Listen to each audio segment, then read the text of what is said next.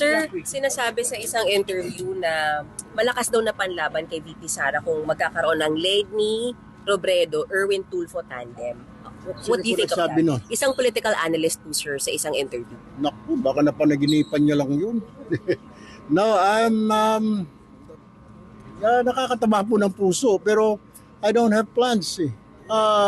Whatever it is, yun lang makatalo kahit sino pa man dyan. No, I would say thank you. Pero I'm kind of tired. Hindi pa nga tapos 2025 last year. Nakita niyo naman, kaliwat kanan ng batikos, demanda sa COMELEC, left and right. Then papasukin ko na naman ito.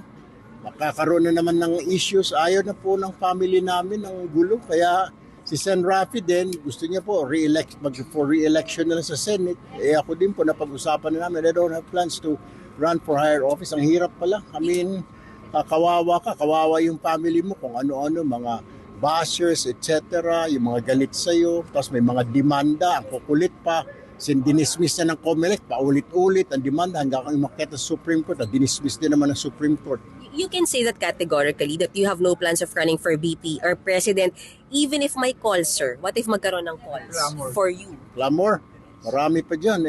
Tignan muna nila, may marami magagaling dyan.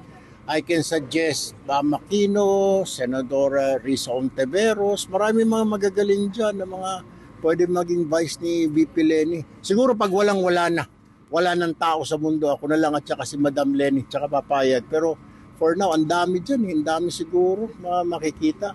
Opinion lang po yun ng political analyst. Papasalamat po sa political analyst, pero that's his opinion. Pero no po, we're tired, my family is tired na yung mga banat, mga akusasyon, investigasyon, nakita niyo naman, 2025, kakaliwat kanan hanggang sa nanalo na po ako, dinidemanda pa ako, pinapa-investigahan pa. So no. Wala bang bearing yung mataas mong ranking sa nakaraang senatorial elections for you to rethink na baka pwede mong dalhin hanggang VP or Presidente? Na, wala akong plan.